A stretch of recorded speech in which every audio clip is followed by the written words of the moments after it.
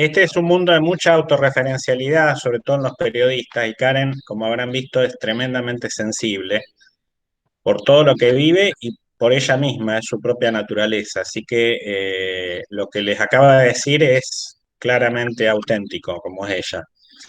Y por supuesto es el pudor que tiene alguien que fue invitado y que se suponía yo le tenía que resolver el problema, ¿no? Pero bueno, vamos a tratar de generar este conversatorio de la manera que lo habíamos pensado, justamente para rescatar esa sensibilidad que ella tiene.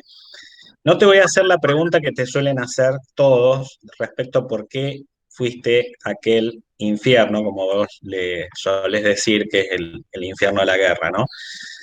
No voy a empezar por ahí. Voy a empezar por, no sé si habrán visto todos, creo que sí, la enorme luminosidad que tiene Karen, sobre todo con los niños, cuando se muestra con los niños. Eh, Después voy a volver a eso, pero primero, contanos tu rutina ya. Suponemos, por ejemplo, Irak, un día en Irak, un día cualquiera. A ver, cómo es tu rutina, la rutina de una corresponsal?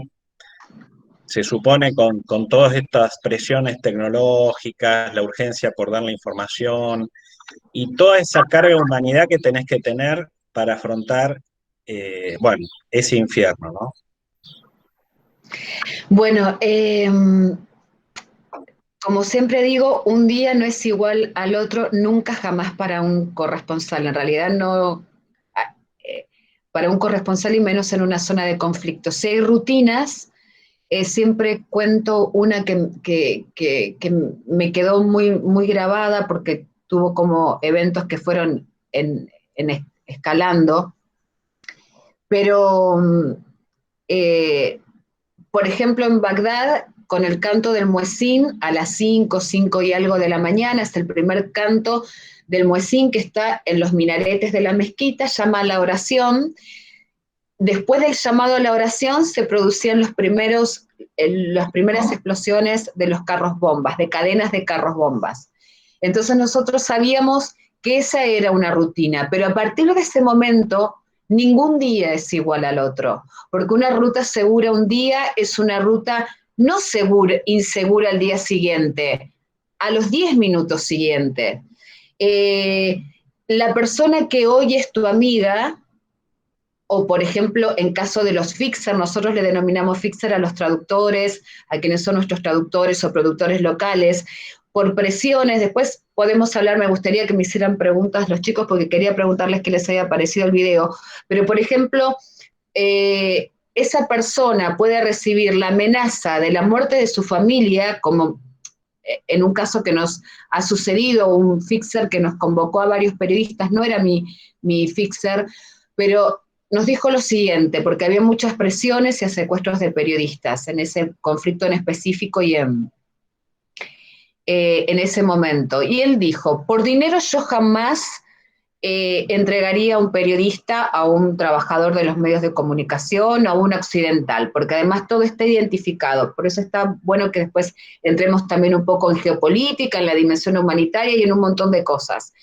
Eh, pero sí, si amenazan a mi familia de muerte, yo sí los voy a entregar. Me pareció muy crudo y me pareció muy honesto, porque esa era una de las cosas a las que nos teníamos que enfrentar. Entonces, esa persona que en ese momento te es leal, mañana te puede entregar. Una ruta segura hoy, mañana a los 10 minutos ya no lo es más. Un amigo con el que estuviste esa mañana cubriendo, a la tarde puedes ser decapitada, secuestrada o muerta. Entonces nada es igual. Y a mí me gustaría, profesor, si usted me lo permite, con lo que vieron en el video, si alguien me puede comentar qué les pareció. Me Algún encantaría feedback, algún ustedes. feedback. Sí. A ver, ¿qué es lo que les pareció? No al vehículo que vieron, que es como, sí, es una especie de vehículo el periodista en ese momento. ¿Qué vieron detrás? ¿Qué es lo que ustedes, cuando el profesor puso la dimensión humanitaria, eh, todos ¿Qué son pensaron? estudiantes de relaciones internacionales, son estudiantes o de, estudiantes de diferentes carreras? Hay de comunicación, Karen. Hola, doctor Pablo, ¿cómo le va, Pablo Hueve? Bienvenido. Un honor tenerlo en este conversatorio. No, el honor es mío, Karen, y si me permite, soy descendiente de libaneses. Desde muy chico todo lo que fuera el Oriente Medio me ha tocado, porque hasta inclusive mi casa es un museo de cuadros, candelabros de plata traídos, lo poco que pudo traer mi abuelo de la persecución en 1913 de Beirut, y uno siempre habla de todo esto, Karen, pero cuando yo veo su video, yo no sé, se lo digo de corazón, si yo hubiera podido soportar 10 minutos siquiera ahí. Cuando yo he estado en algo que no tiene nada que ver, he estado de veraneo en Cartagena, y cuando uno pregunta sobre la FARC y todo eso, lo más terrible es que escuchar que le cuenten a uno cosas. Pero, Karen, la verdad es que me he estremecido mirando los videos suyos, y no, ya ni me animo siquiera a preguntar sobre los bandos. Guardo en todo caso mi pregunta sobre la República Islámica de Irán para el final, pero decir que admiro profundamente a alguien que, pese a ver lo terrible que usted ha visto, siguió adelante. Muchísimas gracias, doctor. Quiero, para todos que no saben, el doctor Montes, por favor, lo presenta al doctor Hueve, que es un honor que esté en este conversatorio para que todos lo valoremos. Bueno, Pablo es una institución señera, docente de la UNRC, Universidad Nacional de Río Cuarto, el AMA Río Cuarto. Es profesor de Derecho Internacional Público allí y profesor de Política Internacional. Compartimos la cátedra aquí en la UNBM. Y la verdad que hacemos un gran equipo. Pablo es un experto en Irán, se doctoró sobre la República Islámica de Irán en la Universidad Nacional de La Plata. Pablo, bueno, sinceramente te admira, yo lo sé, y bueno, ojalá algún día esta vida los junte allá en Irán, ¿no? Compartiendo, ¿por qué no?, una actividad académica y demás, ¿no? Así que bueno. Primero salgamos de acá Bienvenido, Pablo. y vemos. Bueno, bueno, a ver, yo los estoy viendo a Mateo, a Dolores, a Sofía, a Tamara, y no veo más para abajo, pero a Leo, y seguramente los estoy viendo. ¿Me cuentan un poquito qué es lo que, para qué es usted, para qué sería la dimensión humana para ustedes de un conflicto? Te aclaro, Karen, que hay algunos alumnos de comunicación social, así que Excelente, bienvenidos. Bueno, yo soy uno de esos alumnos de comunicación social. ¿Qué tal, Leo? ¿Cómo estás? Bien, bien, ¿usted? Muy bien, gracias. Y cuando veo el video este, así como, no solo este, cualquier cobertura internacional de conflicto, ya sea documento real o películas, lo primero que pienso es en los chicos. También me sensibiliza de ese lado, porque los adultos que se lo tienen un nivel de conciencia más avanzado, en cambio los niños, bueno, son los más inocentes, y creo que la parte más dura del trabajo es. ¿Y eso es lo que fue lo que más te impactó en el video? Sí. ¿En qué te vas a especializar cuando termines la carrera? A mí me gusta el periodismo de investigación, más que cualquier rama institucional o puramente de transmitir información sin hacer una lectura más especializada. Bueno, también o sea, me llama un poco esta cuestión de corresponsal. No sé si podría hacerlo, si podría resistir todo eso, pero hay cierto interés, digamos. Bueno, bienvenido y éxitos. Quiero que participen, me encantaría que participen todos. ¿Qué les produjo el video? A ver, Mateo, que te estoy mirando. Gracias, sí. Hay una brecha muy interesante. Yo soy estudiante de comunicación social y periodismo. Me interesa, ya me has visto en varias partes, en varias ocasiones, y me interesa mucho todo lo que es corresponsal de guerra, el cubrimiento de guerra. Yo soy de acá de Colombia, Medellín, de aquí paisita, y acá pues hemos vivido una guerra desde 1964. Desde hace muchos años. Tuve la oportunidad de cubrir como freelance siendo pues estudiante en Meta, donde también estuvo Karen, Y tanto en cualquier conflicto armado, tú vas a ver algo que separa de la humanidad a lo normal. Y es cuando nosotros deshumanizamos. Y cuando deshumanizamos, normalizamos los actos. Y allí, en el video que tú transmites, ve una brecha súper importante. Afectos físicos, sociales, emocionales, mentales y espirituales. Porque muchas veces nosotros, en los estudios de geopolítica, ¿cierto? Nosotros nos relacionamos muchas veces la religión y pasa a ser un plano secundario, cuando es el plano principal y esencial para todo ser humano. Desde la espiritualidad se trabaja la ética, se trabaja el ser integral, desde el pensamiento hasta sus acciones. Entonces me transmites eso, como tú, decía el video, no prefieres ir a un hotel, sino que compartes con las mismas personas, no deshumanizas los actos, los humanizas. Y en una ocasión tú lo decías, la única forma es humanizar la guerra. Ya, Ay, siendo muchas más. gracias por acordarte. Sí, hace muchos años y muchos años que yo empecé a hablar de la humanización del conflicto, que fue una expresión que me salió muy natural, porque yo veía exactamente lo que vos decís, Mateo. Entonces le contamos a todos los que, porque vos sabés la guerra fratricida que se vive en tu país y todas las connotaciones humanitarias gravísimas que tienen. Cuando yo empecé a cubrir Colombia, lo empecé a cubrir porque una de las cosas que más me impactó es que había 3 millones de desplazados internos. Y estamos hablando del año 2000. 3 millones de desplazados internos y ¿cómo? Está en la punta del continente de donde yo nací y no tenemos conciencia de la crisis humanitaria que hay en Colombia. También hay un desinterés porque también no se cuentan las historias, se cuentan tan recortadas, hay tanta desinformación, tanto ocultamiento, tantos intereses que participan. Entonces, lo que compartimos con el doctor Montes y con el doctor Webe es esto que tiene que ver con la honestidad, y creo que es eso, con la honestidad académica, no responder a intereses creados que generan desinformación y ocultamiento o estar a favor de uno, y ese estar a favor de uno genera demonizar al otro, lo que genera xenofobia, islamofobia, discriminación y demás. Y creo que los tres compartimos esa honestidad intelectual y esa honestidad académica, porque uno puede contar las cosas, por supuesto que parte de un sujeto, como en el periodismo. Eso, la objetividad no existe, si parte de un sujeto. O sea, un sujeto con todas sus creencias, con todos sus valores,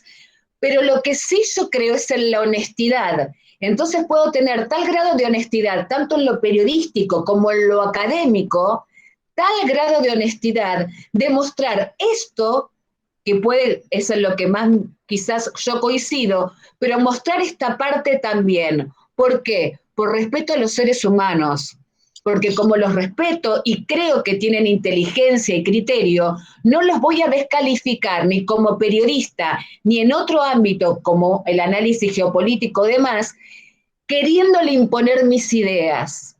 Entonces, por eso digo, como parte de un sujeto es subjetivo, pero lo fundamental es la honestidad. Y Mateo, rescato el tema porque lo iba a hablar en algún momento, es la humanización del conflicto. Tanto en los conflictos como en la geopolítica o en muy otras diferentes disciplinas, los seres humanos se han convertido en números, en cifras, y se los ha deshumanizado. El profesor Montes, cuando hace la invitación, habla que desde la academia es como que, como voy a decir, se enfría.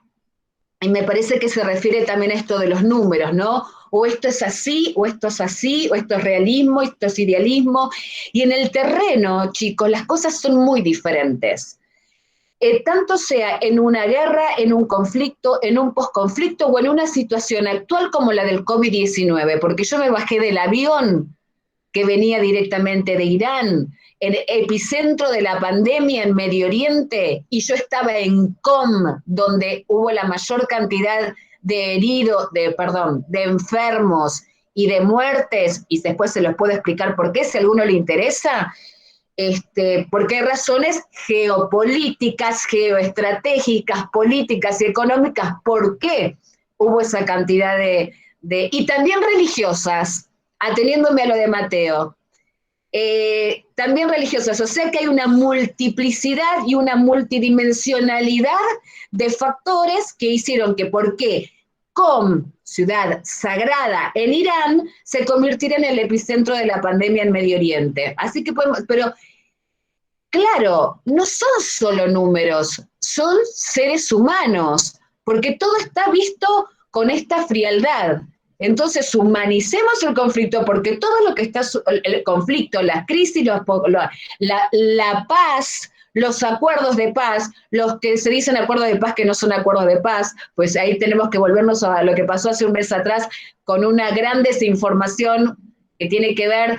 ¿Hay estudiantes de ciencias de política internacional, de relaciones internacionales? ¿Ahí? ¿Sí? Bien. Cuando hace un mes o un mes y medio se habló de acuerdos de paz entre Israel y Bahrein, yo sé que me estoy yendo de tema, abro ventanas porque tiro temas para que ustedes después pregunten. Me hicieron entrevistas en televisión donde decía acuerdo de paz entre Bahrein, Emiratos Árabes e Israel. Y yo dije,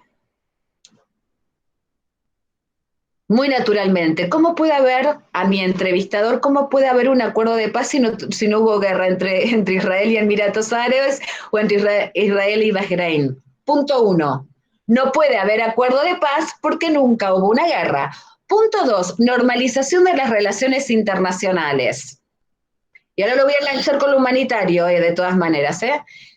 ¿Qué normalización de relaciones internacionales si Emiratos Árabes, Israel hasta le quiso vender los F-35, aviones F-35 a Emiratos Árabes? Las relaciones estaban súper normalizadas. Bahrein, hace décadas que están normalizadas las relaciones. Y se presentó al mundo en pos de la desinformación un acuerdo de paz inexistente, porque nunca hubo guerra, y una normalización de relaciones internacionales cuando no solamente estaban súper normalizadas, sino que estaban implicadas la venta de armas, F-35, no saben lo que son los F-35. Todo esto a cambio de que Emiratos Árabes dijo, y ahí viene la humanización, Emiratos Árabes, sin ningún tipo de participación por parte de los palestinos, dijo que normalizaba sus relaciones, cosa que no se podía normalizar algo que estaba normalizado, si Israel no continuaba con la anexión de territorios de Cisjordania, Palestina. ¿Qué entidad como Estado Emiratos Árabes tiene para hablar en nombre de los palestinos? Ahí hablamos de una dimensión humana, quizás no humanitaria, aunque sí, si hablamos desde lo humanitario, empezamos a hablar desde lo humanitario, desde las armas de terror, y tenemos preparados, sí, videos muy cortitos de mi trabajo. Elegí en particular, un conflicto que fue una operación militar israelí sobre la Franja de Gaza, porque ahí se ve perfectamente la dimensión humanitaria, que es lo que le enseñan a ustedes desde el derecho internacional humanitario. A muchos les deben enseñar, no sé si en periodismo le deben enseñar, pero me imagino que en política internacional sí. Mateo, vos me decís que sí con la cabeza. En periodismo, Leo, sí. También les enseñan derecho internacional humanitario, DIH, Derecho Internacional de los Conflictos Armados, no. Pero en relaciones internacionales y en política internacional, sí, obviamente. En la facultad, sí. En la facultad de Relaciones, sí. Ahí me dicen, Dolores, vos hiciste con la cabeza que no. Contame. No, Dolores. No, de que Dolores no, hable claro, por pero Dolores. yo soy estudiante de ciencia política, no de política internacional. Bueno, y te enseñan, no lo ven derecho internacional. No. Ok. Bien, entonces vamos ahí. Estaba hablando de este tema de los acuerdos y demás, y todo el mundo también era el acuerdo del siglo, llegaron a decir algunos. Y yo pensé, ¿y los seres humanos y los palestinos que sufren todos los días de diferentes situaciones, ¿Quién les dio voz a ellos para participar de este acuerdo del siglo? Entonces, ¿siguen siendo números? Ahí está el tema. La humanización del conflicto es darles nombre, apellido, edad, lugar de nacimiento, profesión, contar qué es lo que hacen, y van a descubrir que aunque estemos a 15.000 kilómetros de distancia, a 12.000 o a 10.000, tenemos los mismos sueños, los mismos valores, quizás con otros nombres. O sea, puede ser diferente la religión, pero el ser humano tiende hacia algo, al menos algunos seres humanos, y eso es una opinión mía, que yo he visto, que creo que no son ni siquiera bestias. Hay seres humanos que no tienen alma, y eso lo he visto en la guerra. Pero ese es otro tema. Entonces, hay esta dimensión humanitaria. Si quieren hacer alguna pregunta, paro acá. ¿Quieren preguntarme algo? A mí me surgió una pregunta. De pronto podrá ser un poco paranoica, loca, pero sí, tú de pronto puedes creer en un acuerdo de paz entre Israel y Palestina. Que pueda surgir ese acuerdo de ese conflicto armado desde hace tanto tiempo. ¿Me estás haciendo la pregunta a mí? Sí, un acuerdo de paz entre Israel y Palestina.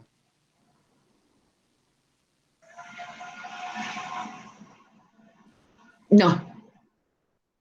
No por una cuestión histórica, por todos los intentos que se hicieron.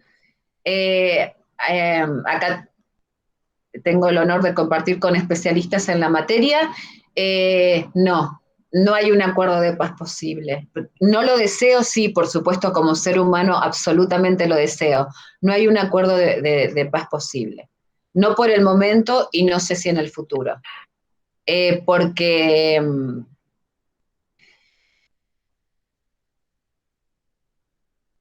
Decilo, hablando de la estación del va a quedar como meme, profesor. Decilo, Karen, dígamelo otra vez. Así lo pongo junto con su corazón. Dígamelo otra vez.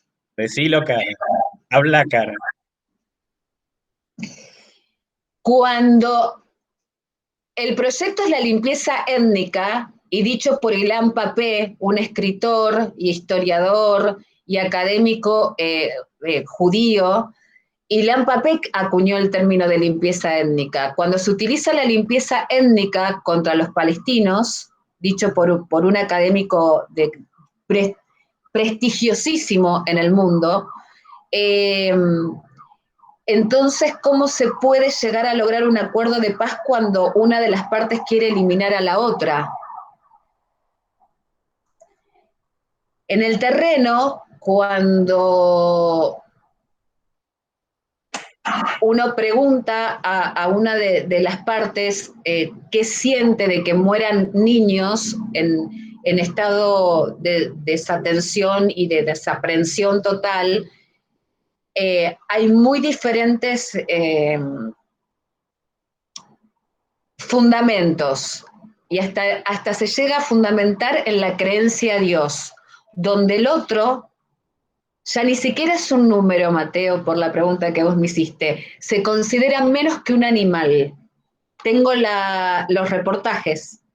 El otro es un animal, y menos que un animal, por lo tanto debe morir, basado en escritos muy específicos, de los que, Marcelo, no voy a hablar ahora, en escritos muy específicos donde se basan determinados sectores, y donde hay seres humanos maravillosos, tanto en Israel como en Palestina, donde hay cosas que no son noticia. Hay muchos grupos que trabajan en conjuntos de palestinos y de israelíes por la paz, y eso no lo muestran los medios de comunicación. Seres humanos, ¿dónde se ve eso en los medios de comunicación? Y cuando hice una de las entrevistas a uno de los jóvenes israelíes que vivía en la frontera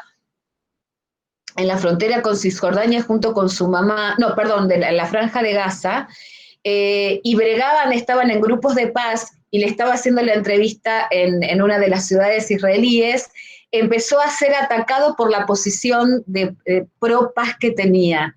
Entonces, tiene que ver, hay cosas que tienen que ver con las ideologías y hay otras cosas que tienen que ver con los seres humanos. No importa a veces no importa qué creencias tengan, si obviamente tienden hacia la vida y al respeto y a los valores, al respeto a la vida, a los derechos humanos, a un montón de cosas, no importa, y debemos respetarlos, somos todos diferentes, afortunadamente, pero cuando ya se quiere anular alguien que está luchando no luchando, porque si no estaría alimentando el tema del lenguaje, pero bregando por la paz, y eso no se le da visibilidad. Eso también es deshumanizar el conflicto, porque si yo no muestro a esas personas, no muestro esas aristas del conflicto, entonces estoy ocultando, estoy desinformando. Habla Karen, habla, me va a decir, no, ya hablé bastante. No, quedó clarísimo. Y obviamente no responsabilizás a los estados como tales o a los pueblos como tales, sino a ciertas élites, ¿no? Está No, clarísimo. ni de las religiones, sería la última en hacer una cosa como esa. Ni siquiera lo pienso. Entonces no lo puedo decir porque no lo pienso. Pablo, quería hacer una pregunta sobre Irán, no sé si, porque hay varias en el tintero, pero bueno. Pero igual Pablo, sí, Pablo me quiere hacer una pregunta sobre Irán, pero el especialista es Pablo sobre Irán, el súper especialista. Nunca estuve en Irán, pero me parece que Ernesto quiere hacer una pregunta. Te escucho, así encontramos el... Nunca Prefiero estuve que en Irán. Ernesto haga una pregunta y yo luego. Bueno, ok. Perdón. Me presento primero, yo soy... Hola Ernesto, ¿qué tal? Bienvenido, me encanta verte, que solamente estaba viendo tu letra, me encanta, bienvenido. Gracias. Yo pertenezco, integro la Federación Argentina de Colectividades, soy prosecretario, vi la invitación a esta conferencia y entonces me sumé. El doctor Omar Fagale te la hizo llegar. Exactamente, entonces estoy muy contento de estar escuchando y participando de esto. Conozco Israel, conozco Palestina. Y yo te quería preguntar, Karen, si sos tan amable, veo que tu humanidad explota, mucha humanidad, como que resaltás mucho los valores humanos, y eso me gusta mucho realmente, porque hay ausencia absoluta en este momento de esos valores. Y yo quería preguntarte, según tu concepto, ¿cómo crees que, porque yo estuve en Israel, que conviven en el mismo Jerusalén, intramuros, conviven los israelíes con los árabes, hablando, no sé en qué hablan, la verdad que no sé en qué hablan porque yo no entiendo de eso, yo hablaba en inglés, pero sí conviven y yo los vi convivir, charlando, negociando, etc. ¿Qué crees qué condiciones tendrían que dar a niveles jerárquicos de ambas, tanto de los palestinos como de los judíos, de la colectividad judía, de los israelíes? ¿Qué condiciones tendría que dar para que hubiera una posible paz, que pudieran vivir en entendimiento? ¿Qué se tendría que dar a tu criterio? Bien, dije israelíes porque israelí es la nacionalidad, israelita es la religión, entonces me permití remarcar eso. Entonces, para que, ahora no lo tengo en este momento, porque no sabía que no íbamos a hablar específicamente de este tema. Bueno, es una pregunta nada más. No, pero sí tengo la respuesta, lo que no tengo son los números. Hay muchas resoluciones de Naciones Unidas que no se respetan, o sea, centenares de resoluciones de Naciones Unidas respecto al conflicto israelí-palestino que no se respetan. Lo que sí tengo, pero lo tengo un poco complicado porque fue una de las últimas clases que di, pero nada, es que soy muy específica, pero les voy a pedir disculpas porque no tenga especificidad en este momento. Simplemente es por ejemplo, que por favor los profesores me ayuden, es respetar resoluciones de Naciones Unidas, volver a las fronteras de 1967, que vuelvan los refugiados palestinos. Y hay más, ayúdenme Pablo y Marcelo. Pablo, ayúdame, por favor. Esas son las principales, fronteras del 67, Jerusalén como capital, el retorno de los refugiados. Exacto. Justa y duradera, dice una de las resoluciones de Naciones Unidas. Que, mientras mientras Pablo les dice, voy buscando el número de resoluciones. Y la cuestión de las colonias, que también es muy importante para nuestras compañeras y compañeros de ciencias de la comunicación, el tema del lenguaje, que cuando uno escucha hablar a alguna autoridad de Israel, hablan de asentamientos, y desde el otro lado se habla de colonias que tienen un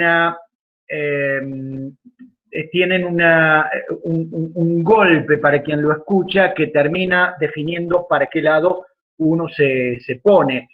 La cuestión de Jerusalén, que no es menor, Karen, usted lo planteó, y que se juegan tantas cosas en el medio porque creo que nunca se estuvo tan cerca de alcanzar un acuerdo como bajo la presión de Bill Clinton y en Estados Unidos, con la presencia del líder israelí y del líder palestino, pero el líder palestino tenía muchos problemas internos y él sabía que firmar ese acuerdo con Israel iba a significar darle letra a sectores opositores que no necesariamente tienen intereses locales, y eso iba a poder costarle su puesto en la autoridad palestina. Pero es así, Karen, lamentablemente la ONU parece que es respetada en algunos lados y no en otros.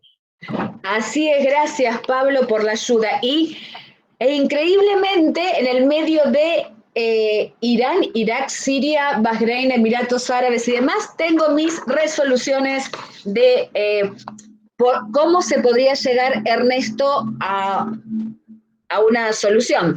Resolución 2334 de Naciones Unidas del Consejo de Seguridad. No reconoce la legitimidad, esto es textual, no reconoce la legitimidad de Israel más allá de las fronteras de 1967.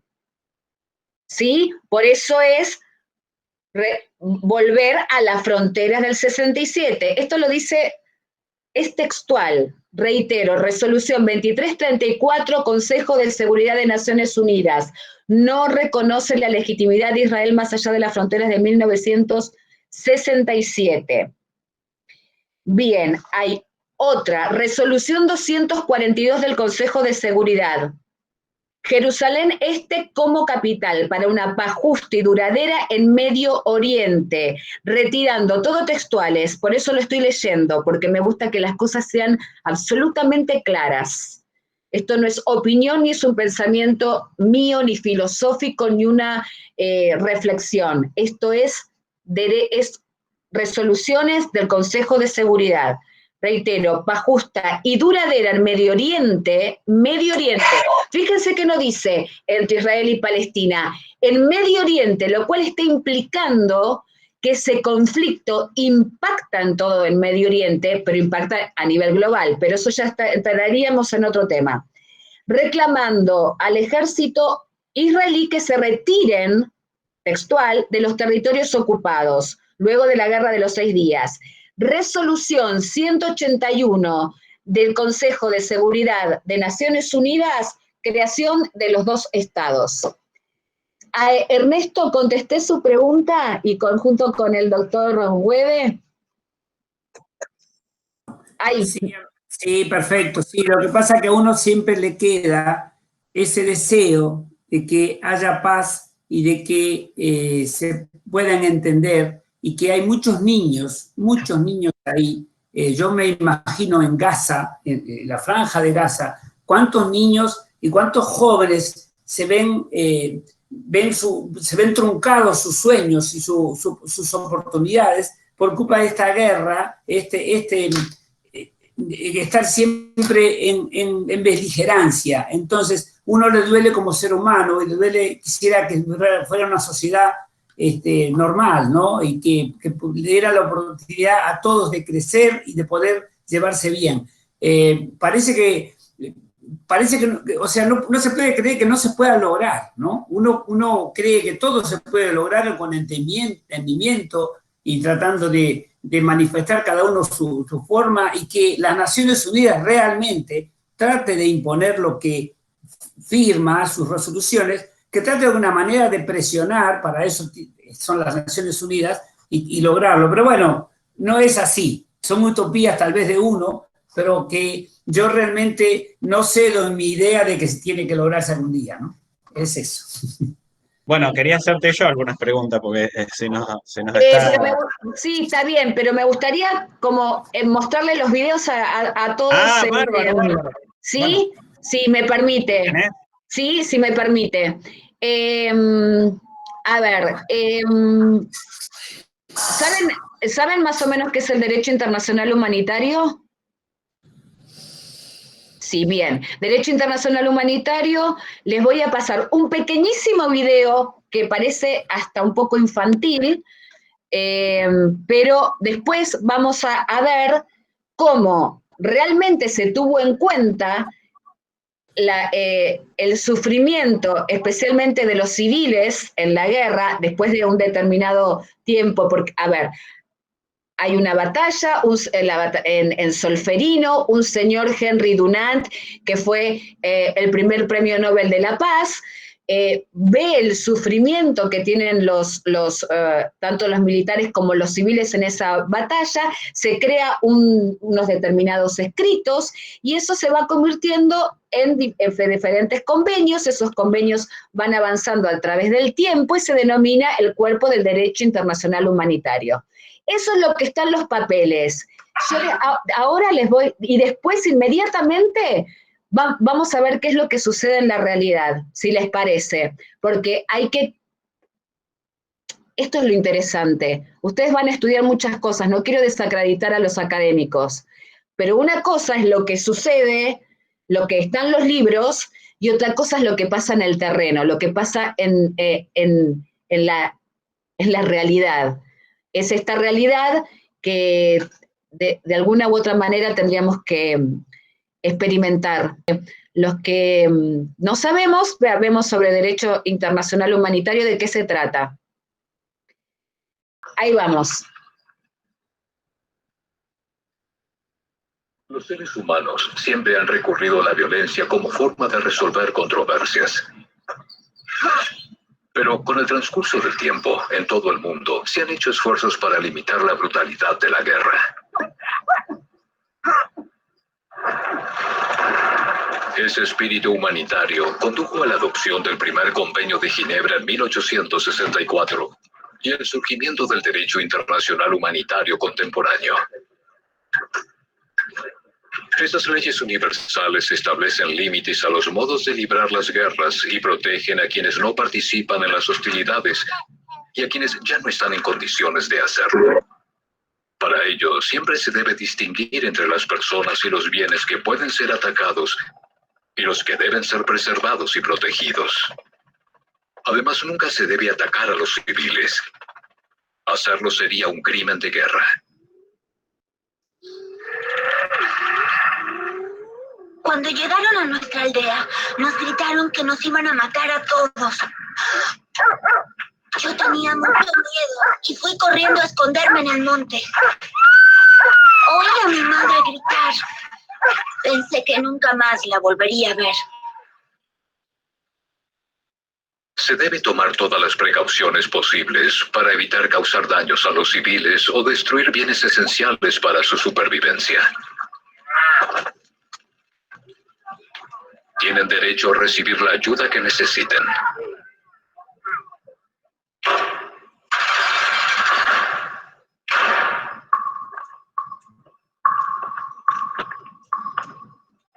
No me preocupaban las condiciones en que vivían los prisioneros. Por personas como él, mi hermano estaba muerto. Él era el enemigo y no significaba nada para mí. Pero después me di cuenta de que tras las rejas, él estaba fuera de acción y ya no era una amenaza para mí o mis familiares. Las leyes de la guerra prohíben la tortura y los malos tratos a los detenidos más allá de su pasado. Los detenidos deben recibir alimentos y agua, y se les debe permitir comunicarse con sus seres queridos. De ese modo se preserva su dignidad y se los mantiene con vida.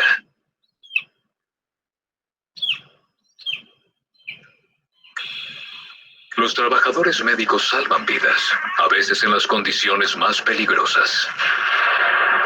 Varios combatientes de ambas partes habían resultado gravemente heridos en una batalla feroz y los estábamos llevando al hospital más cercano.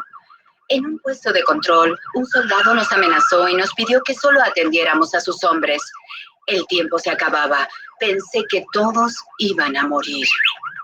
Siempre se debe permitir que los trabajadores médicos cumplan su labor. La Cruz Roja y la Media Luna Roja no deben ser atacadas. Los heridos y los enfermos tienen derecho a recibir atención más allá de la parte a la que pertenezcan.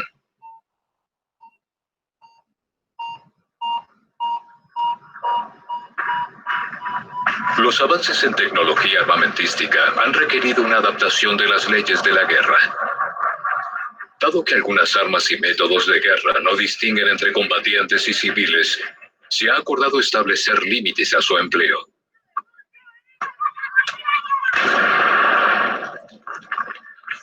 En el futuro, las guerras podrían librarse con robots totalmente autónomos. Pero ¿tendrán esos robots la capacidad de distinguir entre un objetivo militar y una persona que nunca debe ser atacada?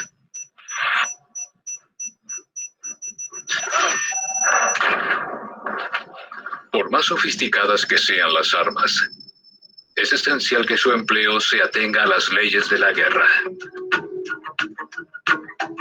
La finalidad del derecho internacional humanitario es que las decisiones que se tomen preserven un mínimo de humanidad en tiempo de guerra y que sea posible volver a vivir juntos una vez finalizadas las hostilidades.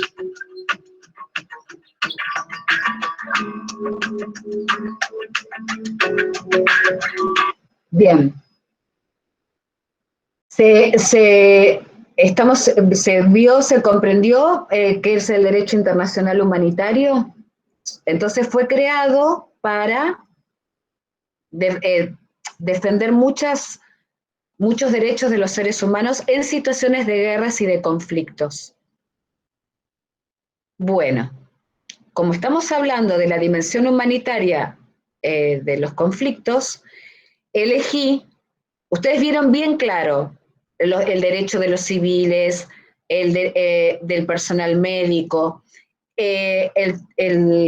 los hospitales, lo que nosotros le denominamos hospitales de guerra. Y vieron la parte cuando habla del perfeccionamiento de las armas. Hay un robot que no terminaba de diferenciar quién era el objetivo.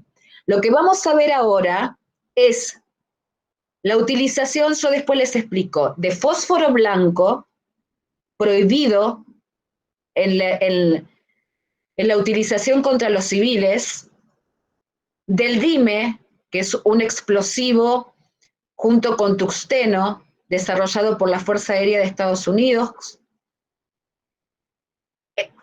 y diferentes ataques. Y ahí sí yo, a determinados lugares, y sí les pido por favor, Dolores, que te veo ahí, bueno, a Juan Esper, bueno, estoy viendo lo que veo porque estoy con la pantalla cortada, así que le pido disculpas.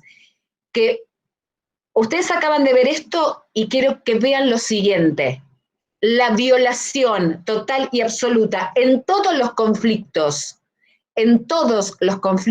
al derecho internacional humanitario. Porque esta es la realidad, esta es la verdad. Y tenemos que saber dónde estamos ubicados. Esto es algo que presenté en su momento para estudiantes del último año de medicina de una universidad en la cátedra de ética médica. Y realmente estaba pensando qué era lo que quería transmitirles a ustedes. Y no elegí esto porque lo tenía armado, es porque creo que esto tiene que ver con la dimensión humana.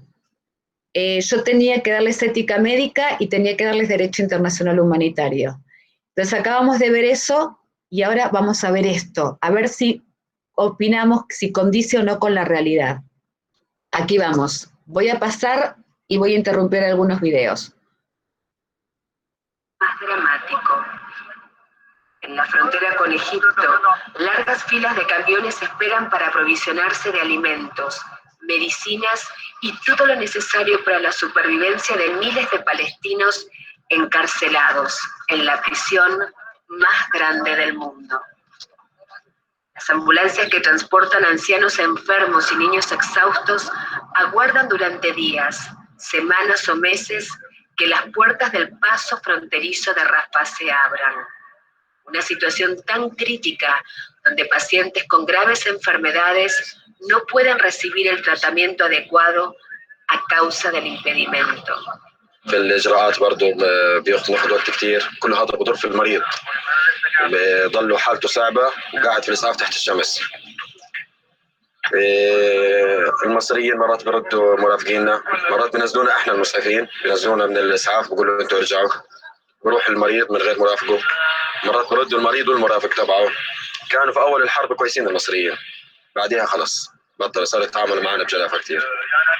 طبعا طالع مع عمي مريض بالسرطان، إلى تقريبا من شهر 8 واحنا بنجري فيه من المستشفى هاي للمستشفى هاي، لما اخيرا حولناه على اسرائيل، طلعنا على الجانب الاسرائيلي واسرائيل رفضت تدخلنا بالرغم من صعوبة حالته، فاضطرينا نحول الاجراءات لمصر، وصارت الحرب طبعا وتاخرنا شوي عبال لا طلع.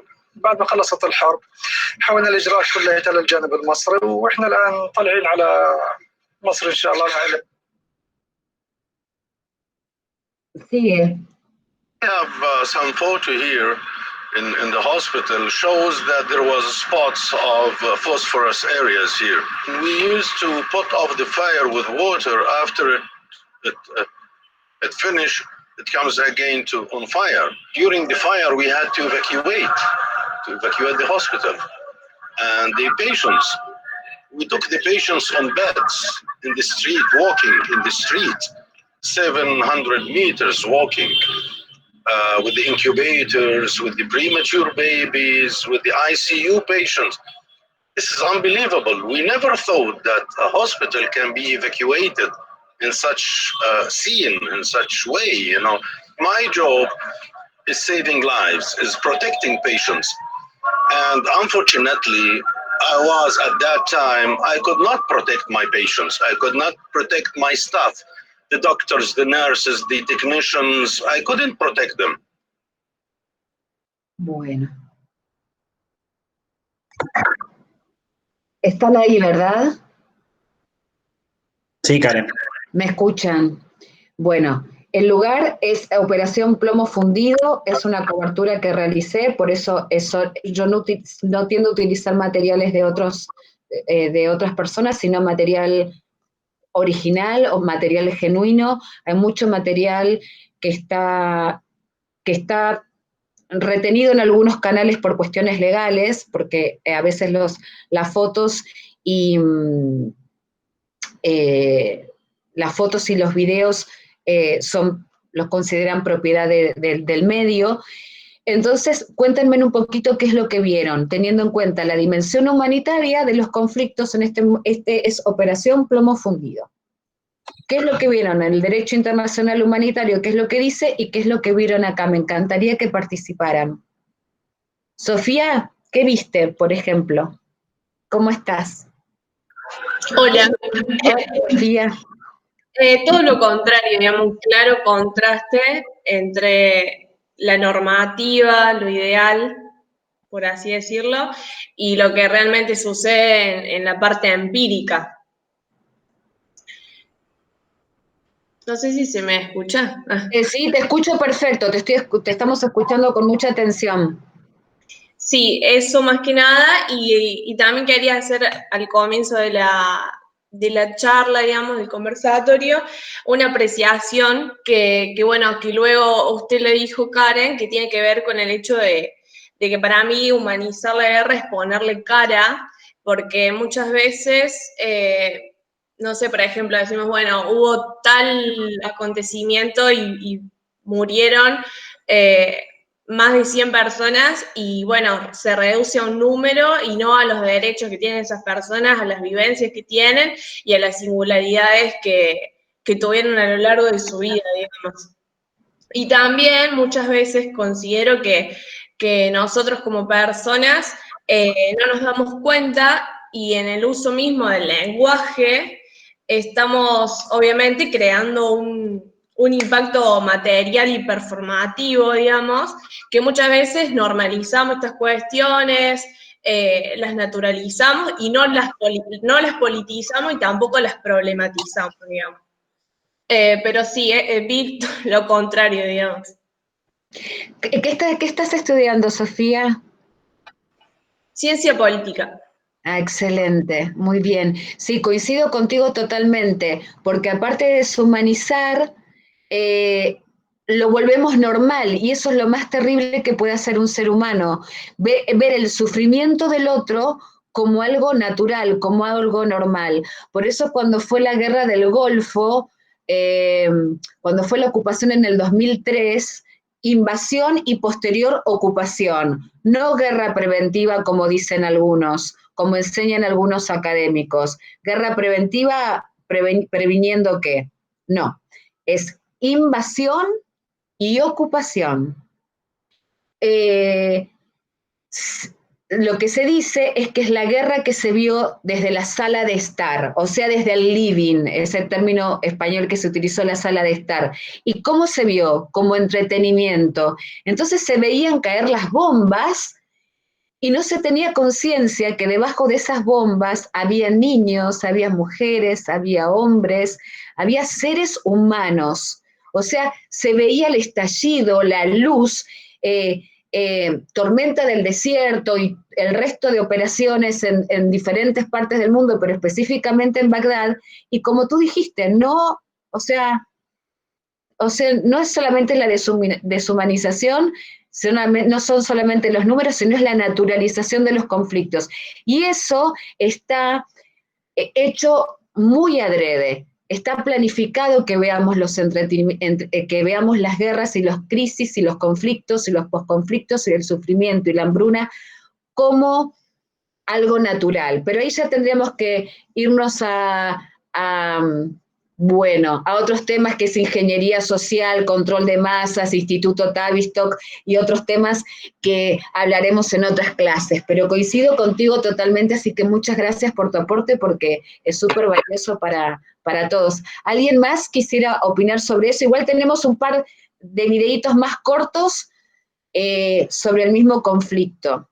Matizo, Karen, hay 2 comentarios acá en el chat y un saludo al doctor Osman Fagale, que se acaba de... Muchas gracias. Hola, Omar, ¿cómo estás? Muchas gracias por estar aquí.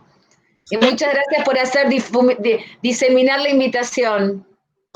Bueno, y Juan Esper comenta, no puedo usar el micrófono en este momento, es claro que no existen medidas correctivas, dice él, respecto a lo que vos venías comentando. Hola, Sanciones lo suficientemente duras que hagan que los beligerantes respeten los derechos humanos. No existen esas sanciones.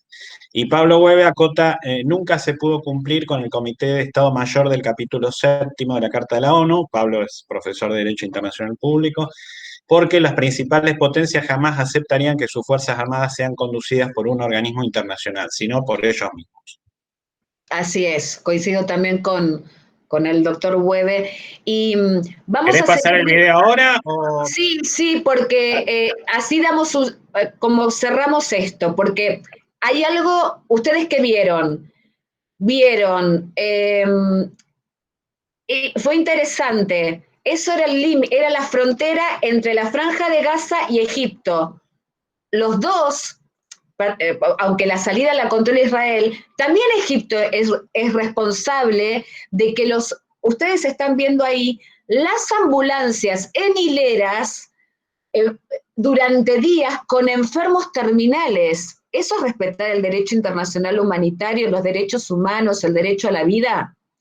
Vieron camiones de Naciones Unidas que tendrían que ir a buscar víveres porque en ese momento la Franja de Gaza estaba bajo ataque. Nosotros estábamos bajo ataque, porque yo como corresponsal, como periodista, estaba cubriendo esa operación, la operación Plomo Fundido. No, Egipto no abría su frontera para que Naciones Unidas fuera a buscar víveres y medicamentos. Eso en el primer video. En el primero. En el segundo, ataques de hospitales, está prohibido. Atacar a un hospital es algo aberrante. Pero ¿con qué dijo el director del hospital que lo vieron con fue uno de los hombres más maravillosos que yo conocí en la vida, el corazón de ese hombre, el personal sanitario, los médicos y las enfermeras y todo personal sanitario de lo que nosotros denominamos hospital de guerra es lo más emocionante con lo que yo me relaciono. Son muchas cosas, pero realmente esa gente tiene un corazón que ninguna razón va a poder explicar, ni el idealismo, ni el realismo, ni como dijo el profesor Montes, la academia cuando publicitó este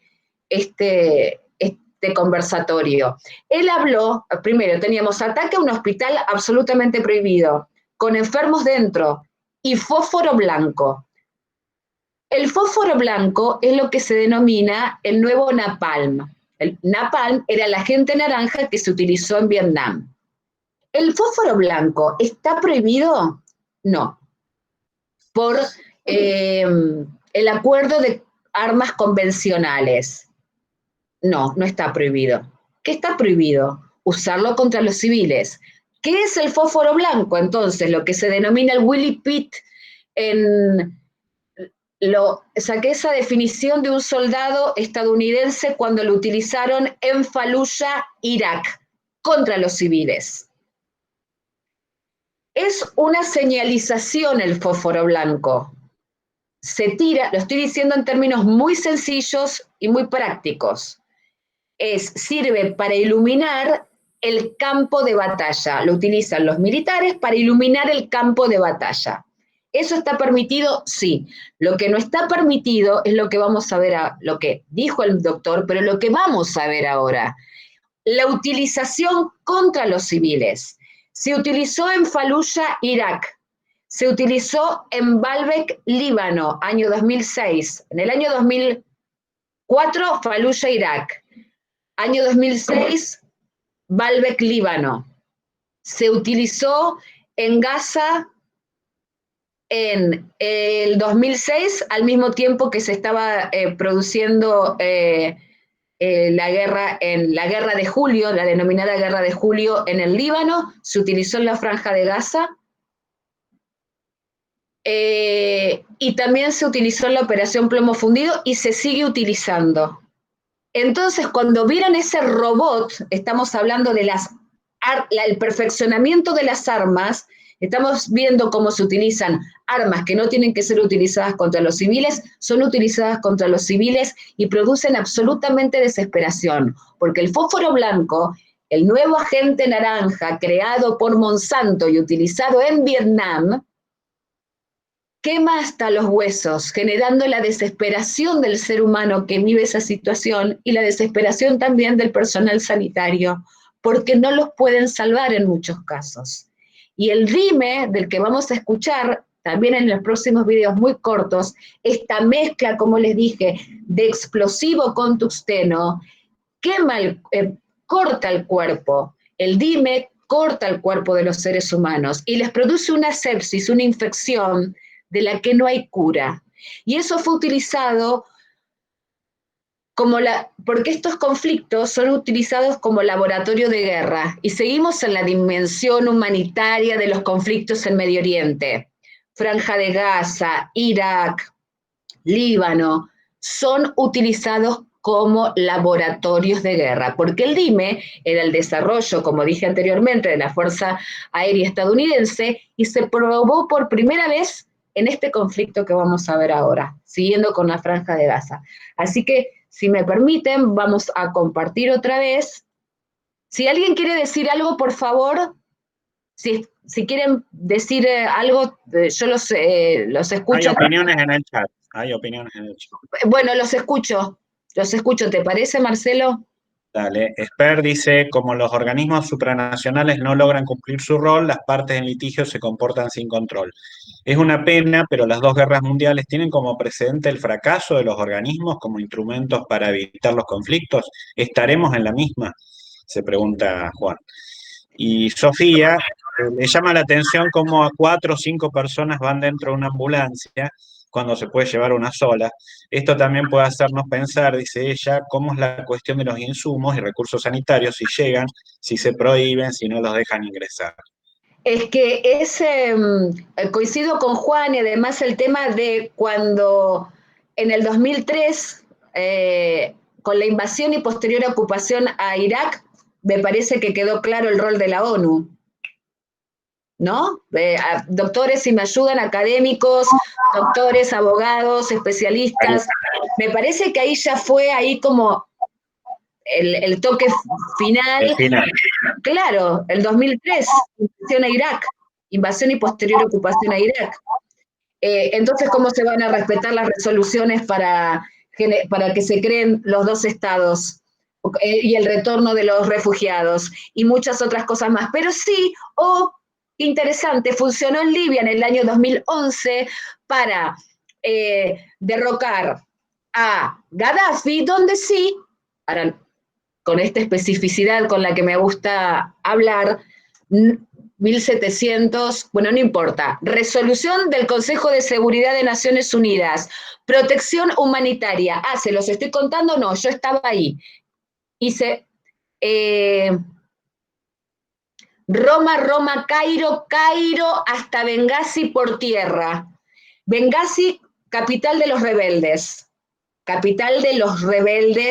que después terminó siendo toda una farsa, donde estaba desde John McCain, el ex senador republicano atrás, hasta Hillary Clinton, que todavía se están haciendo investigaciones certerísimas sobre lo que sucedió en Libia. Hace 9 años, ahí sí funcionó el Consejo de Seguridad, con los cazabombardeos franceses sobre nuestra cabeza. Ahí sí funcionó el Consejo de Seguridad, bajo una resolución humanitaria, que en realidad estaba arrasando con las tropas de Gaddafi. Y entonces me dirán, ¿usted está a favor de Gaddafi? No, lo que estoy diciendo es que Gaddafi 3 días antes estaba jugando al fútbol con Berlusconi, estaba armando una carpita no recuerdo en qué lugar, en qué capital europea, no sé si era en Madrid o en Londres o en París. Ahora se está cuestionando que Sarkozy recibió fondos para su campaña por parte de Gaddafi. 3 días antes estaba jugando al fútbol con Berlusconi. Sí, además que coincidían en negocios porque tenían y deciden invadirlo, ocuparlo. Claro, pero Estados Unidos no, mandan los franceses. Y ahí el Consejo de Seguridad de Naciones Unidas funcionó. Pero volvemos al ámbito humanitario. Saben de que Libia, esto pasó en el 2011, desde hace años es uno de los centros del terrorismo internacional, es una de las guaridas del Daesh, lo que es mal denominado Estado Islámico, porque no es Estado, no es sujeto de relaciones internacionales, y no es islámico porque no responde a las normas del Islam, del Islam. Por lo tanto, ese Estado Islámico es otra propaganda para fomentar la islamofobia o la arabofobia y demás. Por lo tanto, nunca voy a nombrarlo como Estado Islámico, voy a dar esta explicación. Sí lo puedo denominar como ISIS, fui testigo de la creación del ISIS con al-Zarqawi en Irak en el 2003, aunque esa es otra historia aparte, cómo lo mataron antes, aunque le echaban la culpa de todos los atentados después. Y en Libia hay esclavitud, volvió la esclavitud, pero la esclavitud con grilletes. Estamos hablando de la dimensión humanitaria. Entonces, que las cosas queden claras.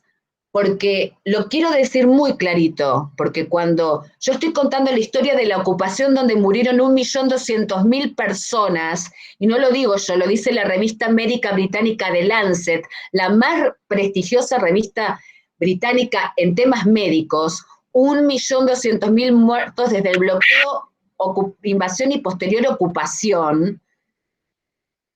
Entonces, también digo lo que pasó, eso significa que estoy a favor de Saddam Hussein, no estoy a favor de uno ni del otro, estoy a favor de los seres humanos, que son las únicas víctimas inocentes de estos genocidios. Y quiero, además de decir en su momento, acuñar el término humanización del conflicto, que después lo utilizaron para algunas cosas en Colombia, lo dije hace mucho tiempo porque lo sentía, también considero, y aunque esto no se ajuste estrictamente a los términos de las ciencias políticas o de las relaciones internacionales, para mí que fui una testigo durante 17 años, en Irak se produjo el primer genocidio del siglo XXI.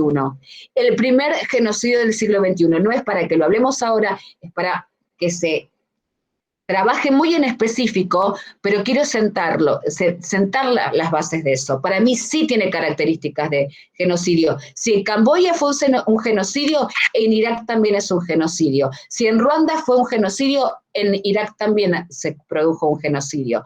Pero bueno, vamos a ver los últimos videos, que son muy cortitos. Ya quedó claro lo del fósforo blanco, lo del DIME, lo de los hospitales y el trabajo del personal. Y aquí vamos con esto, que es muy similar, porque vamos a ver que también fue atacada la Cruz Roja Palestina, además del hospital, al testimonio de un joven que cuenta cómo se produjeron los ataques. Y el último video es muy emocionante, por lo que dice el médico. Ya vemos esto y ya todo para que hablen ustedes. ¿Compartí pantalla? Sí. Entonces... sí. Aquí vamos. Vamos, ¿sí? بقى ورا مبنى الهلال وخبطوا القذائف على المبنى. طبعا جمعية الهلال خبطوا القذائف عليها وثم أحرق المبنى بالكامل. واحنا صرنا نطفي، عندنا ملاكمة من طفايات حريق، صرنا نطفي في المبنى وصرنا في المية وإشي يعني الأطباء التمريض حتى المرافقين المرضى بنفسهم إجوا صاروا يطفوا معانا، ما قدرناش نسيطر على النار بقت يعني نار فظيعة.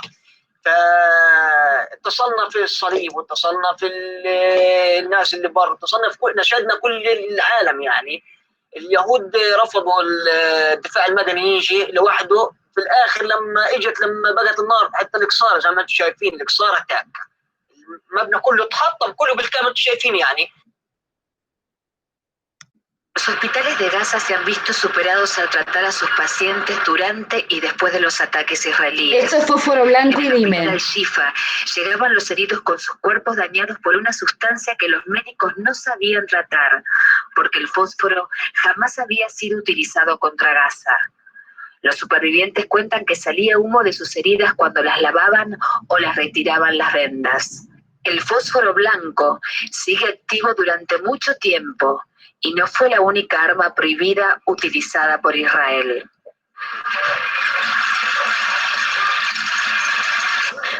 The types of injury, they are using the prohibited weapons like white phosphorus, where we have multiple burns and deep burns and unusual burns. They're using dime, where cutting part of the bodies, not only by bullet.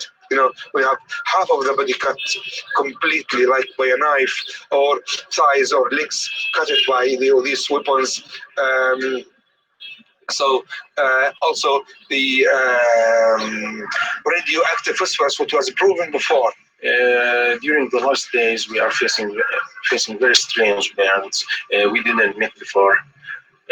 They are very deep and ugly burns, and the occurrence of bacterial infection is very rapid. Killing civilians and hitting hospitals is a crime because according to the international law and Geneva laws, it's prohibited to attack civilians. And most of the dead bodies and the casualties were civilian, kids, women, And of course, this is against all the laws of the world.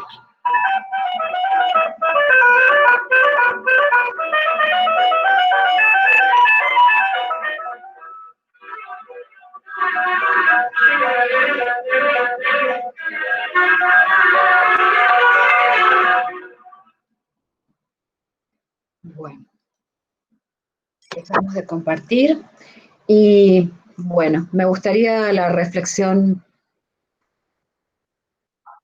de la dimensión humanitaria. Pablo, no sé si querías preguntarle. ¿Sabes lo que pasa? Que suena trivial al lado de lo que acabamos de ver. Realmente. Estoy choqueado. Uno sabe, digamos, una cosa es leerlo, otra cosa es verlo y escuchar al médico. Si me preguntás, y aunque esto suene cursi, tengo muchas ganas de llorar. Porque yo tengo un hijo de 24 años que puede darse el lujo de estudiar música, que tiene un papá que le puede comprar un instrumento cuando quiere comprárselo. Y ahí hay niños que están muertos antes de morirse. No lo puedo creer, no puedo creerlo. Quería, antes de ya entremos en las preguntas, quiero decirles, estábamos hablando del fósforo blanco, del DIME y demás, y estaba recordando el tema del Líbano en el 2006, la utilización de las cluster bomb, lo que se denomina bombas de fragmentación.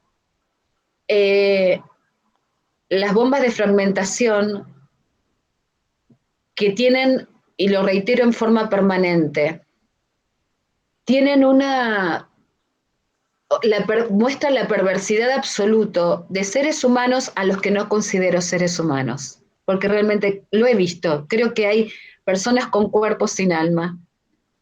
Las cluster bombs son unos misiles, lo voy a decir también en forma sencilla, por respeto a los especialistas, con pequeñas bombitas en su interior, que explotan casi al ras del...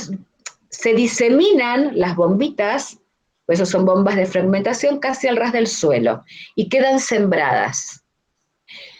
Hay millones y millones de bombas de fragmentación en las tierras, y lo que he visto en el Líbano, en la guerra de julio de 2006, de Israel contra Líbano, resolución de Naciones Unidas 1701, digo esto porque fue una resolución del año 2006, la 1701, de la paz entre, y voy a decir lo siguiente, Israel y Líbano, para que no se confundan algunos que era Israel contra Hezbollah. Naciones Unidas dice Israel y Líbano. Sí, el Consejo de Seguridad dice unas cosas, pero no las hace. Pero lo que está escrito, está escrito. Entonces, para que quede claro el texto. Iba a los hospitales de guerra y hablando, reitero, de lo humanitario, un día me encontré con 3 casos gravísimos. 3 niños habían tomado, por eso hablo de la obscenidad del ser humano. Esas bombitas las pintan de colores y en muchos casos tienen formas de juguete. Entonces estos 3 niños estaban ay, Pablo, por favor, me vas a hacer llorar. Estaban jugando en Tiro, que era la última ciudad libanesa desde donde nos permitían llegar, porque luego estaba el río Litani, y ya era el sur donde se producían los combates más fuertes. Y estos eran dos niños y una niña, y creían que eran juguetes. No quiero explicarles cómo quedaron, pero aunque afortunadamente vivieron, sus escuelas quedan por siempre, para siempre. Entonces son las heridas del cuerpo y las heridas del alma. Si hablamos de la dimensión humanitaria de los conflictos armados. En esos mismos momentos se utilizó, además de las cluster bomb, donde hay una serie de acuerdos, como las minas antipersonales, para que no sean utilizadas, pero se siguen utilizando porque el planeta está sembrado, y además va en contra del military complex, del complejo militar industrial y de la gran industria de la venta de armas, a mí hubo algo que se llama bomba de terror y no entendía de lo que me estaban hablando, porque yo estaba muy acostumbrada a, por ejemplo, nosotros cruzamos los vidrios de las habitaciones o donde estemos, me refiero a las habitaciones de hotel o donde podamos estar, cruzamos con cintas adhesivas los vidrios por una cuestión de las bombas para que no estallen los vidrios y nos corten, aunque pasan cosas peores y se nos vienen las paredes encima. Entonces una señora libanesa en Tiro me decía que era, como van muchos periodistas, los 2 hoteles que había estaban absolutamente llenos y empiezan a alquilar camas o hasta duermen en bañeras, corresponsales, grandes corresponsales de guerra del mundo duermen en bañeras, en pisos, en sillas, no importa dónde, en cualquier lugar. Y se les paga, en ese momento se les pagaba $50 por noche por dormir en la silla. Entonces ella me hablaba de algo que no, yo o no le entendía o ella no me lo sabía explicar. Claro, lo que eran las 6 de la mañana, estaba trabajando, son aviones a baja altitud y alta velocidad. Genera un sonido que no es percibido por el oído humano, pero que desestabiliza el sistema nervioso central. Generalmente se utilizaba antes de los ataques, porque desestabiliza el sistema nervioso central, no solamente de la población civil, sino que, bueno, en el Líbano, por ejemplo, no había baterías antiaéreas, o las baterías antiaéreas que había eran obsoletas en el 2006. Por lo tanto, si encima es obsoleto el material militar que se tiene con esta arma de terror, pero no quedaba así. Voy al hospital de guerra el otro día, que es nuestra fuente constante, y ese día, como se desestabiliza el sistema nervioso central, y esto yo lo he contado en muchas oportunidades, lo que yo sentí es que me quitaban la médula de la espina dorsal. Cuando voy al hospital y quedé totalmente desestabilizada y además empecé a observar inclusive antes, lo recuerdo perfectamente, yo estaba observando, porque había leído un escritor cómo antes de un ataque, cómo los animales reaccionan. Los pájaros se pierden como su ruta, se chocan entre sí, y de verdad estaba en ese patio, que tengo unas fotos, y estaba observando las palomitas que estaban como enloquecidas. Sucede esto, pero lo que viene ahora es gravísimo, para que se tenga una visión más objetiva a veces del tema de los conflictos. ¿Cómo se pueden hacer con terror o morir por el terror? Esa noche se habían producido la mayor cantidad de abortos espontáneos y nacimientos prematuros, porque lo que produce en el sistema nervioso central de un ser humano es tan horroroso que sus mamás pierden a sus hijos sin nacer, pierden a sus hijitos por estas armas de terror que se utilizan. Esto tiene que ver con la dimensión humanitaria de los conflictos. Entonces, ¿hasta dónde podemos llegar? Podemos llegar a lugares terribles, donde la muerte mata a la misma muerte. A mí el tema de los niños, de las mamás que perdieron a sus niños y de los niños que nacieron prematuramente y los niños que se mueren también me hizo reflexionar mucho sobre muchas cosas y estudiarlas, cómo desde el feto ya se vive con terror. Entonces, cómo impacta en forma global poblaciones enteras y cada uno va a tener un efecto diferente. Por eso, en estas poblaciones, el 99.9% tiene estrés traumático de guerra, con todas las consecuencias que ello implica. Bueno, ha sido difícil esta parte. Bueno, te dejamos tomar un poco de agua.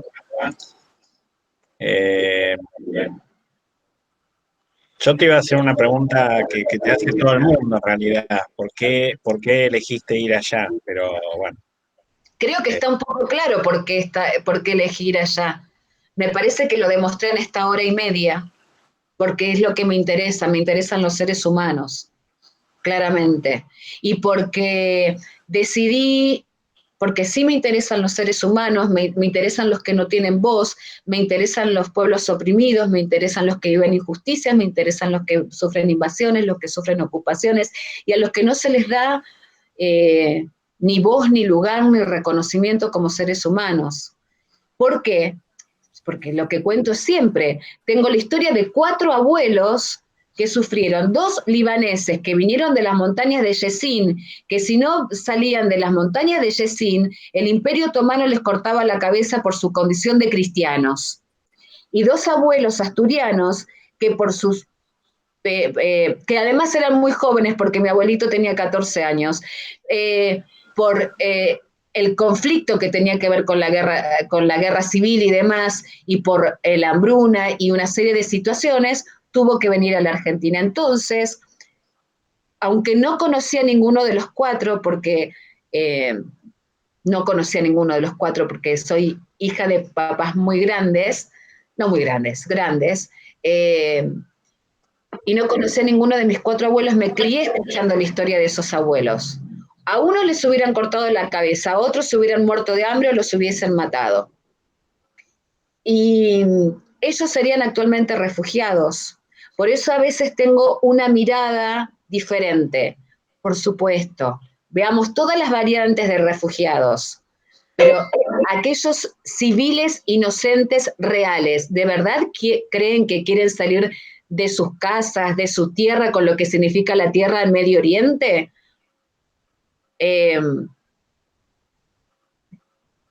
¿Creen que quieren que maten a su esposo, a sus hijos, a su mujer? Entonces, bueno, no había un estatuto de refugiados en esa época, pero ellos serían refugiados. Entonces, hoy lo serían. Y yo estoy aquí y soy producto de ellos. Entonces, quizás estoy contando su propia historia o mi propia historia. Esa es la versión más sencilla, si no, ya entramos en una versión mucho más compleja que no. Okay. Karen, aquí hay una pregunta de Valentina Poseto, estudiante de comunicación de la UNC. Hola Valentina, ¿cómo estás? Volviendo a la humanización como eje del conversatorio, me gustaría saber, trayendo a las víctimas a primer plano, cómo es el trato, la comunicación y hasta la convivencia con cada uno de ellos, dejando de lado por un momento la inhumanización y denigración que viven. Te saluda por el chat. Valentina, ¿no? Bueno, Valentina, te cuento lo siguiente. Yo soy periodista, soy reportera en guerras. ¿Yo soy un ejemplo? No. ¿Así son todos los corresponsales? No. Yo trabajo en función, no creo desde el creo de duda, creo desde la creencia. La ética profesional está ligada directamente a la ética personal. Entonces, tu pregunta es excelente, porque yo he visto aberraciones también en los periodistas, que no se merecen ni mi más mínimo respeto. Aquellos a los que he denominado mercenarios, porque van buscando las guerras para el beneficio propio, por un prestigio que no sé si quieren tener o no, o algunos los ponen en la front page, en la tapa de los diarios, y están desde Jordania cubriendo Irak, desde París cubriendo Pakistán. Mercenarios, turistas bélicos, los que se ponen el casco y el chaleco con la palabra prensa, y en realidad el bombardeo o las balaceras están a 500 kilómetros de distancia, pero se sacan la foto desde el balcón del hotel de turno, de lo que nosotros denominamos como hospitales de guerra, hoteles de guerra. Mercenarios, turistas bélicos,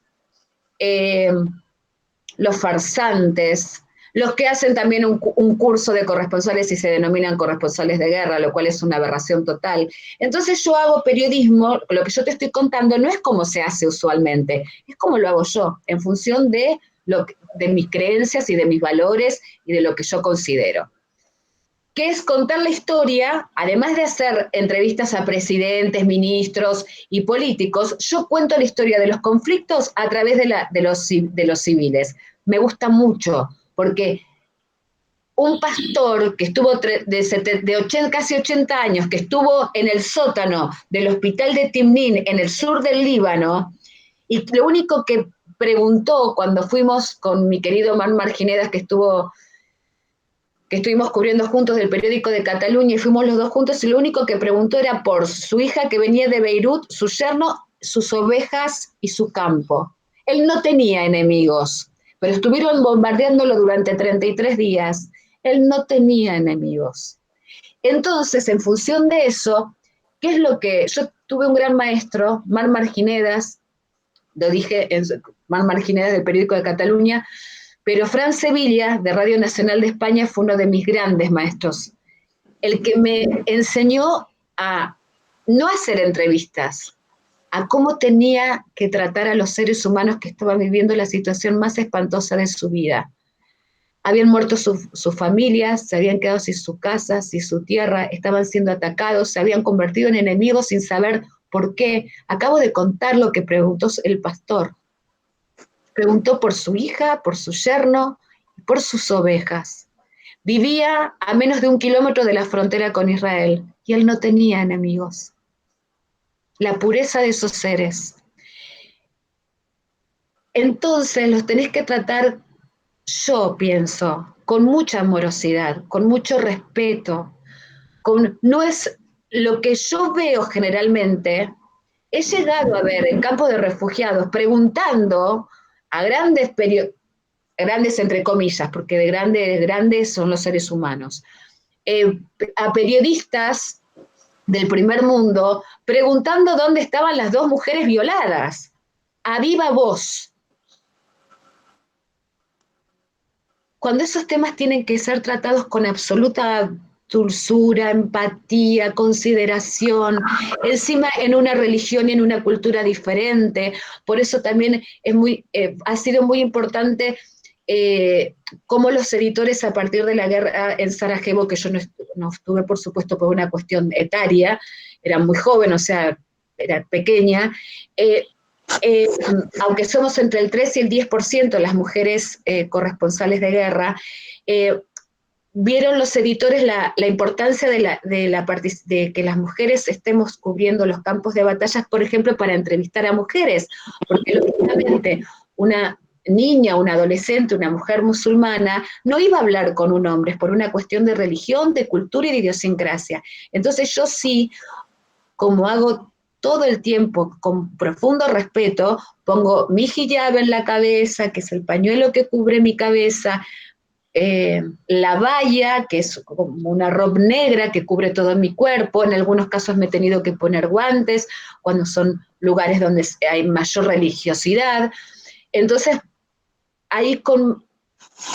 por eso es tan importante la pregunta. No solamente ponerles nombre y apellido, darles una identidad, ya que les han quitado todo, sino tratando, yo creo, ya para ser periodista, fundamentalmente, y para ser corresponsal, eso se tiene que potenciar mucho más. La palabra es empatía.